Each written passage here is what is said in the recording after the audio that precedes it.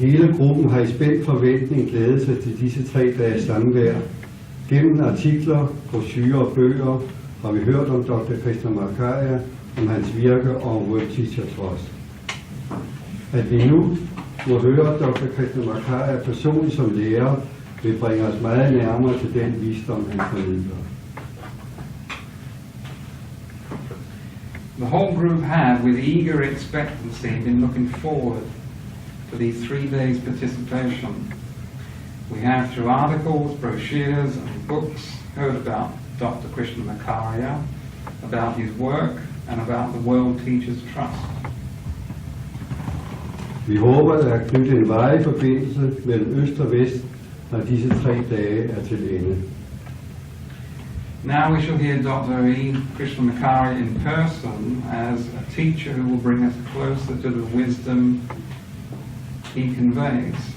We hope that after these 3 days there will be established a closer unity and a more permanent connection between East and West. Inden ordet gives til Dr. Krishnamacharya, vil jeg også byde Inge Steve velkommen, som har været med på hele rejsen, siden møderne i Chile. Before Dr. Krishnamacharya begins his talk, I would also like to warmly welcome Mrs. Inger Stig-Müller, who since the meetings in Geneva has been part of the travel. Dr. Krishnamacharya har siden august rejst igennem Europa og har holdt seminarer og foredrag. Og jeg kan nævne, at vi med Dr. Eeat Krishnamacharya har fået meget betydeligt lære til Danmark. Gennem ham kan vi lære at leve som naturlige mennesker og samtidig tilegne os en viden om alle de specielle områder, som Dr. Krishnamacharya behersker. Dr. Krishnamacharya has since August traveled through Europe and held seminars and lectures. And I would say that in Dr. Krishnamacharya, we have got a very significant teacher to Denmark. Through him, we can learn to live as real human beings, and at the same time acquire a knowledge about all the special areas Dr. Krishnamacharya is master in. Forberedelsesarbejdet for de 3 dages besøg er til ende og har ført til denne næsten overfyldte sal, skrev jeg hjemmefra. Desværre så mangler der 20, som er tilmeldt sig, som ikke er kommet, og vi har sagt nej til 10, så det er lidt beklageligt, men salen skulle altså have været helt fyldt. Men i hvert fald dem, som er til stede, de er meget forventningsfulde.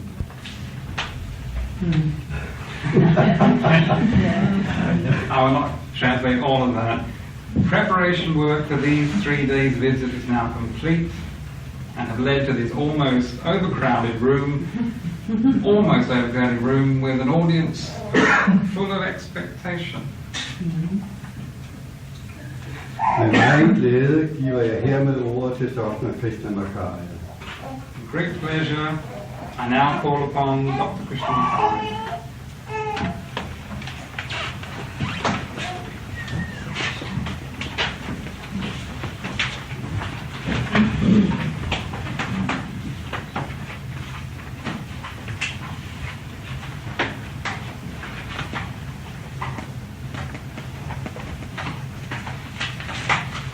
Harihi Om.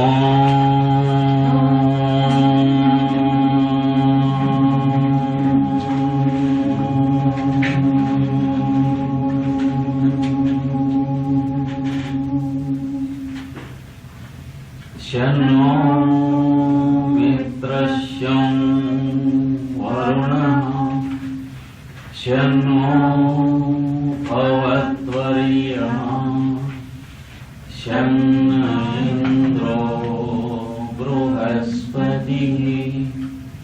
Shanno Vishnurukramah Namo Brahmane Namaste Vayo Tvameva Pratyaksham Brahmasi Tvameva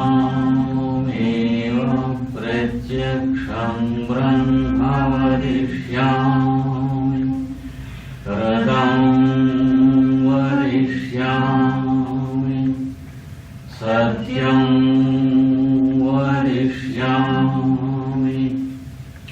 तन्मामवतु तद्भक्तारमवतु अवतु माम् अवतु भक्तारम् ॐ शान्ति शान्ति शान्तिः. Brothers and sisters who have gathered here, I thank you all on behalf of East, and I thank the organizers. I thank all the hearts filled with love, hospitality and warmth. This is what is called spiritualism in its true sense, from the point of view of the East. Because spiritualism as a science has no existence without the warmth and affection. Wherever there is affection, there is the manifestation of the divine love. That is, love without any motive. And wherever divine love is, there is spiritualism. And I find this wealth much in abundance here in Copenhagen. For the first time I came here and I find quite at home myself with all of you. There is no difference felt in my heart between the East and West as I come here and I began to spend my minutes and hours here.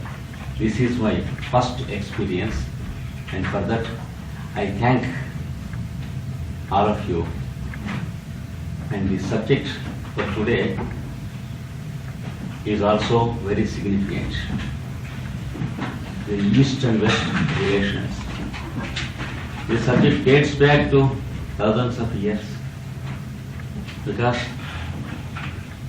now that the teachings of Christ reverberate the East and West, there is no better interpretation of the relationship between East and West than the advent of the Christ, advent of Lord Jesus and the teachings of Christ. Because a teaching from the East to the West is the same as the teaching from West to East. Just as I understand, East and West exist to those who experience the sunrise and sunset. But to the planet Earth, there is neither East nor West, because there is a rotation of the Earth on its own axis, which produces the electromagnetic phenomenon which we call the biological kingdom on this Earth. And as far as the planetary activity of this Earth is concerned, there is neither East nor West, but for all practical purposes and mundane purposes and for purposes of convenience, we have the East and West and the relations. This is how I view the whole thing. And if we go into the beginning of this century and last part of the previous century, we find 3 great temples built between East and West. The one is the Theosophical movement, of which the Theosophical Society is one manifestation. Of course, the Theosophical movement is broader than the Theosophical Society in the sense that the movement is more universal and more planetary, and the Theosophical Society is one of the temples of the Theosophical movement. That's how I understand. And the advent of Madame Blavatsky, who came from west to east, and the advent of Vivekananda, who went from east to west, and the advent of the light of Sri Aurobindo and the mother, who came both from east and west. Aurobindo is from east, and the mother in Aurobindo's ashram was from west. And these three are the main temples built to make a spiritual fusion of east and west and make the human values felt more and more. If we stand here and speak of something of human values, it is because of these three great temples. And all the other developments are based on these three temples. The edifice was built by the three organizations, the Ramakrishna Mission, the Theosophical Movement, and Sri Aurobindo's mission.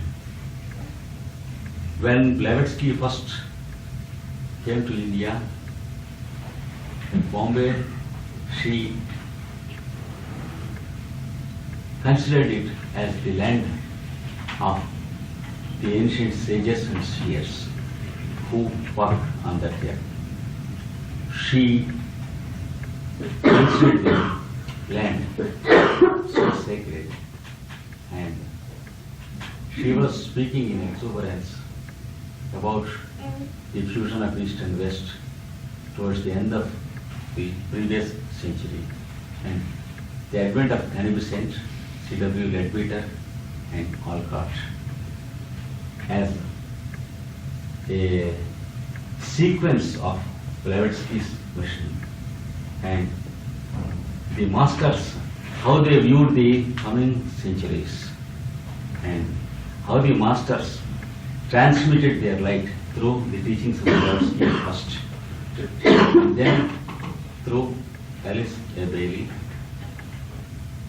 We see within about a period of 3/4 of a century, there is much awakening of human values, and the fusion of East and West has taken in such a way that it has become a planetary awakening, and it no more exists as either East or West. That is how I feel. And that's the reason why I named my organization the World Teacher Trust. The World Teacher, advent of the World Teacher, and the expectation of the advent of the World Teacher was the beginning of the organization during the last quarter of the previous century. And till now, not even one century is completed, but we find the teachings of Alice Bailey reverberating and purifying the atmosphere everywhere. In as many as 26 countries till now, there is the activity sponsored by Alice Bailey and her followers, which is a legitimate continuation of Madame Blavatsky's work, the Secret Doctrine. This is how I understand the whole issue. Now, a few aspects about the characteristic study of the Eastern and the Western structure of the mind is that essentially the East presents a synthetic outlook of human values from the beginning till today, whereas the West, the Occident, presents to the East an analytical view of any, and no organization, no branch of wisdom and no mission is complete without either of these aspects. Without a synthetic outlook, analytical outlook is of no value at all, because the oneness of any subject cannot be felt. We will be left in the labyrinths of the detail of any subject and we get lost. So, the synthetic outlook has been given time and again by the Eastern adepts and the masters and the Mahatmas. And if ever the East wanted an analytical way of understanding, a systematization of knowledge, it was given by the West to the East. So, what we call East and West are only of a complementary nature from the very beginning when we view them from the point of view of the soul consciousness or truth level. Just as the day and night, when understood from the intellectual point of view, the day and night are opposites. Darkness and light are opposites. But when we try to understand the law of alternation, which is working continuously in nature, without which no phenomenon exists on this earth, day and night are complementary to each other, without an alternation of which there is no duration, no span, and no month, no year. The same law works and holds good here also. Without a synthetic outlook, there cannot be an analytical approach. Without an analytical approach, there cannot be synthesis. And when they are there, there is the holistic outlook of any subject. And from the beginning, this supplementation was being done as part of the planetary activity of this year. A second aspect I want to point out is, whenever a branch of wisdom is to be formulated, or theorized, philosophized, it was by the East.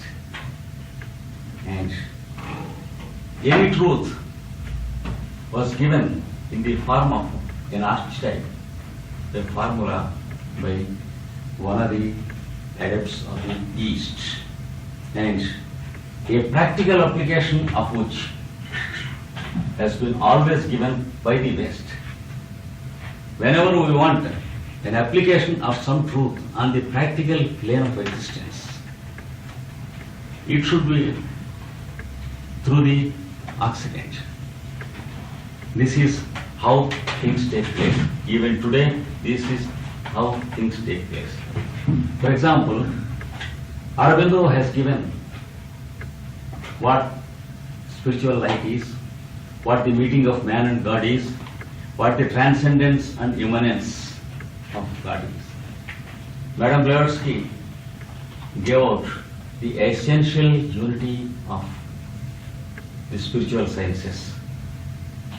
And Vivekananda has transmitted the light of his Guru Ramakrishna, and the light of mysticism and vision was given by them.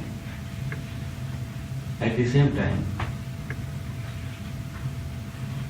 science applied to daily life and practical values and technological aspects of everything it has been given till today by the West. And East has to supplement from the West the technological aspect. The West has to take and supplement its wisdom from the East, the spiritual aspect. This is another strange phenomena which has been happening for a long time, which we have to take notice of. And a third aspect is, as far as I view the point of view, the human evolution requires different groups of humanity well arranged by nature on this earth and distributed and redistributed by a planetary consciousness whom the Theosophical Society calls the Manu. According to the Manu's work, we have the various nations and races on this earth. And every individual has to pass through all the nations and races before he completes the legitimate steps of his human evolution, before he enters into discipleship and masterhood. That's the reason why one has to reincarnate in the East for some time and in the West for some time. Some of the births he should take in the Occident and experience what is necessary and again reincarnate into the Orient and experience what is necessary there and make a supplementation. The associations that are of a cumulative nature are to be edited and gathered together so that they form a synthetic whole before he turns his mind towards himself, away from the objective world for introspection, and then go into his own heart and undergo the training of discipleship. And then once again coming out into the objective world without being disturbed by the objectivity. Then only he is capable of gaining a mastery over the two aspects of human living. Otherwise, without the synthesis of these two aspects, that is the objective and the subjective consciousness being mastered, without having a mastery of these two aspects, if one goes into the outer world, he goes into materialism, and the result is competition, commercialization, and war, which is inevitable. And without having a mastery over the objective world, if we goes into subjectivity, he will be a philosopher, a dreamer, and a mystic. That's all. That is, once again, he cannot return into the world for the sake of humanity. If one wants to work for the humanity, he has to master the two aspects. The mastery over the objective plane of existence and also the subjective plane of existence. He has to equip in both the fields. And if he has to equip in both these fields, one has to take some reincarnations in the Occident, and again some reincarnation in the Orient, and again some reincarnations in the Occident. The incentives of which are being aesthetically created by the consciousness of Manu, by making the individual feel that he has to go and live in the Occident, and the Occident feeling that he has to go and live in the Orient. Many times we find people from Occident craving to go to India, Japan, China and live there for some time, and try to understand certain things. And in India, China and Japan, we find people who very much crave to go to the Occident, live there. Some people aimlessly and some people with some aim. But the very craving itself, whether it's purposive or not, nature has a purpose and Manu has a purpose, because the very craving attracts him according to the law of magnetism to the required end. When the Orient, knowingly or unknowingly, craves to go to the Occident and live there for a false glamour, that is, many Indians think that the Europeans are very, very rich and they enjoying life and all that. They have fantastic notions about the Occident. And they want to go there and earn money and all that. But the very craving that he has to go to the Occident and live there for some time among them, the very craving makes the soul go and get reincarnated in the Occident. It is a law of nature automatically. And when an Occidentalist very much craves to go to India, many people, there are many hundreds who, when they take an interview with me, they ask, can I go to India once? Can I live there once? They have many dreams about India, about Japan, about China, etc. And their very craving from the heart makes them go and get reincarnated into India. I considered the issue from many points of view for a long time, and I understood that it is part of Manu's work. And it's not so aimless as we think. And if people do not find a reason why they crave so much, they should find the reason deep and deeper still. And the values are rather spiritual, and they exist in the motives of the human evolution. So this is one point of view which I want to present before you make a loud thinking of it, because I understood in this way. That is, the human evolution requires different type of races and nations and group minds through which every individual has to pass before he unfolds into the legitimate steps of the evolutionary consciousness, before he is fit to be a disciple of the masters of wisdom and then a master. This is another aspect of it. And let us try to understand what the East has transmitted through ages. The masters of wisdom who have transmitted their eternal wisdom, that is the scientific religion, which is above all religions and beyond sectarianisms and localisms. They permitted every nation, every race and every religion to have its own limitations, but they were very careful to see that the undercurrent of every religion is the same. That is, the basic unity of all religions is there. Everyone is very careful about his own religion, but at the same time, he is making an approach to the same basis through every religion. So to say, every religion is working as a school for training.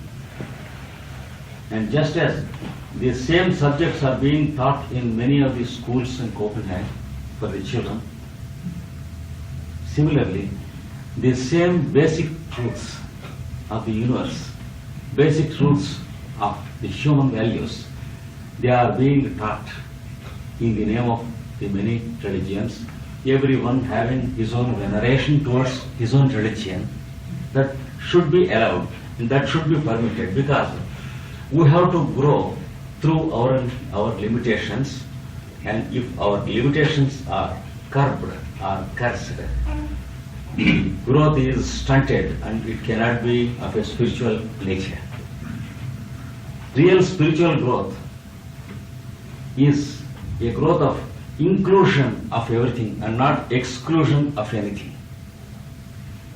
And the masters, they know it. The seers of all centuries, they remember it.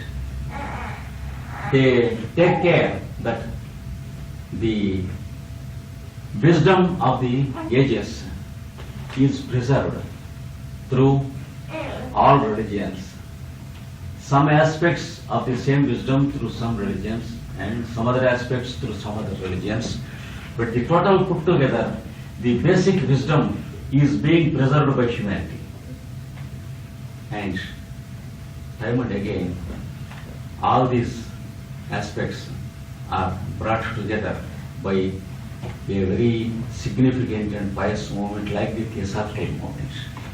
And again and again, a comparative study is being conducted, and the basic scientific religion, which is beyond all religions, is again and again given. This is how it takes place, and it is the East that has given this comparative view again and again. And the laws that work through nature, for example, the law of correspondences, the law of alternation, and the law of superimposition. I will explain what it is. There are certain laws. The law of pulsation, those who have studied Alice A. Bailey's books, they know something of these laws, because she has made a special study and a systematized explanation of all these laws that are working in nature always. And the law of evolution and involution. These are the basic laws that are working in nature, that are on the background of every religious teaching and every science. For example, the modern science, with all its developments, it is only a piecemeal representation with many gaps and missing links of these fundamental laws that are working in nature and that have been presented to mankind time and again through centuries and millenniums in the past. I venture to put forth this fact also. And I will give you a bit of explanation to my statement. You know how the law of correspondences works and how the law of alternation works. For example, as the earth is rotating on its own axis, it produces the day and night, and it makes a manifestation of a hidden law which they call the law of alternation. Night follows day and day follows night. And then there is what is called the duration, which makes a week and a half month and a month and a year, in 100 years, 1,000 years, ages, yugas, etc. Unless there is alternation, there is no duration. And nature produces sleep and awakening, alternating. Unless we have sleep, we have no awakening. Unless we have awakening, we have no sleep. Unless we have the alternation of sleep and wakefulness, there is no duration, which we call the span of life. For example, no one can continuously awake for a long time. No one can continuously sleep because he wants to eat and drink at least. And another example of the manifestation of the same law is the exhalation and inhalation. The alternation of exhalation with inhalation and inhalation with exhalation. Unless these two alternate, there is no respiration. One cannot go on inhaling. One cannot go on exhaling. Inhaling makes exhalation compulsory. exhalation makes inhalation compulsory. And this causes what is called the duration or the span of life. So, from an atom to a solar system and up to the cosmos and the galaxies, the same law holds good and it exists. There is no atom which does not manifest the law of alternation. And there is no solar system and there is no planet which does not manifest the same law. And then the law of correspondences. This is a wonderful law which the Eastern wisdom has given to East and West put together. Once again it has been given through Madame Blavatsky in her secret doctrine, and I insist on it. What's the law of correspondences? As above, so is below, is the principle outlined. Just as you have the petals of a would-be flower arranged in a beautiful manner to be unfolded, there are the time and space arrangements arranged everywhere.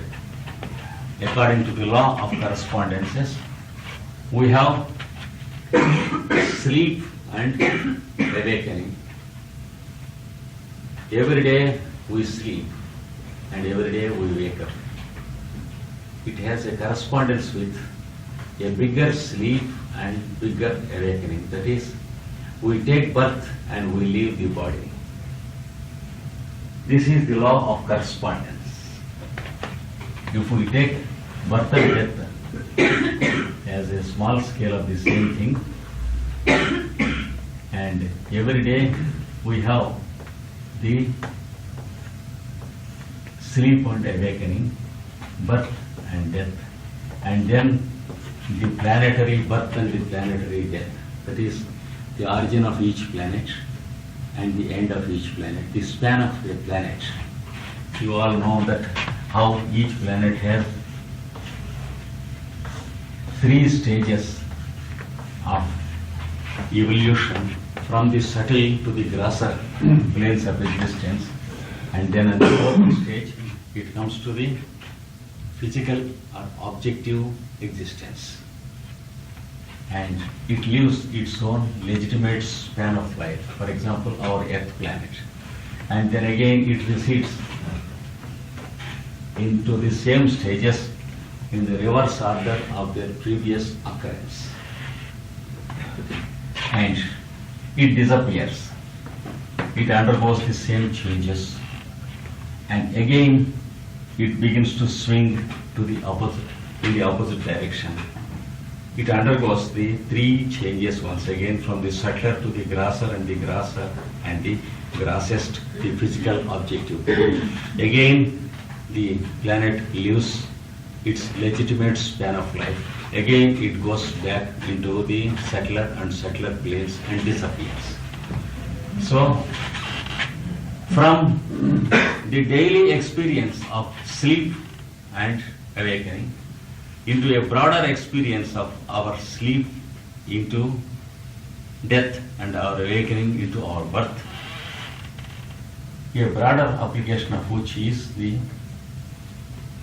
birth of our planet and the disappearance of our planet, and the birth of the solar system and the disappearance of the solar system. These are called the various dissolutions or the pralayas on the different scales of existence. So this is called the law of correspondences working. According to this law, the ancients have given many scientific aspects to be applied, and still they wait for the scientists to take up and apply. For example,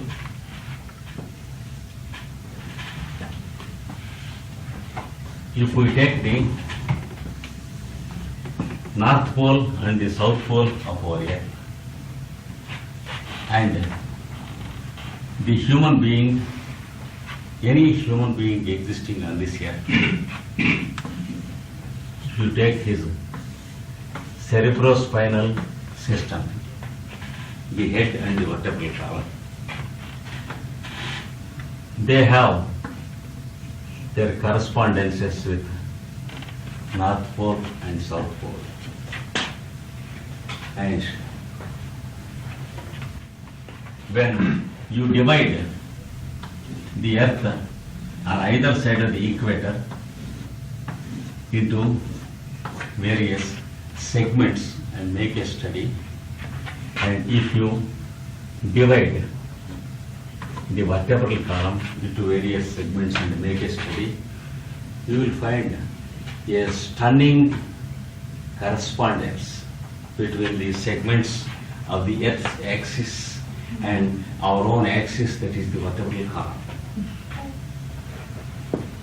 And the truth will be more and more verified by applying it in a subjective way through a process of meditation, by applying the law of superimposition. That is, if you superimpose the Earth's axis upon your own vertebral column and begin to meditate, you will understand how to establish a contact through your own awareness with the various regions of this earth, the nations and the races of this earth, and the various individuals on this earth. How you can live in an awareness of soul contact with the humanity of this earth as a whole. This makes a wonderful sacramental hallyu upon you. And anyone who does it will understand what change it makes, what transformation it creates, and what type of awareness it imparts to the person who does it. This, the masters of wisdom know for a very long time, through thousands of years, and they have given this process of establishing a contact between the earth, various parts of the earth globe and the various parts of their own body, they have given in the name of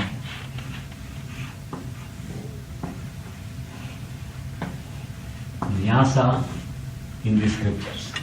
It is called Nyasa Vidya. Vidya means a science, a wisdom, a formula.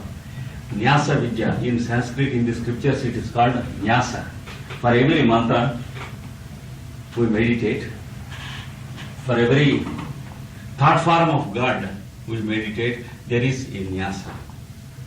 And of all these, the planetary Nyasa of this earth is considered to be the most pious and most important. The disciple is expected to sit down daily at the same time, for some time, in the same place, and superimpose the Earth's axis from North Pole to South Pole upon the head and his vertebral column. And gradually, the nations and the races that exist on this earth, they begin to live in brotherhood with the fellow, the bottommost layers of the consciousness. This is what is called soul contact or group contact, and the process is wonderfully given in the books of Alice A. Bailey. If in not less than 1,000 places, Alice A. Bailey wants us to live in a group contact. We have to do the work on a group level, to conduct through a soul contact and learn a science through a process of impression. All these terms indicate the process. And for this reason, if you go into the Eastern teachings, they divide the whole earth into 9 segments. Any one of the 18 Puranas if you study, or Mahabharata you study, they give that the whole earth is divided into 9 segments from north to south or from south to north. And then you are asked to sit down and meditate on your vertebral column, the 9 segments corresponding to 9 centers, 6 main centers, the 7th being Sahasrara, and the 2 more centers are there.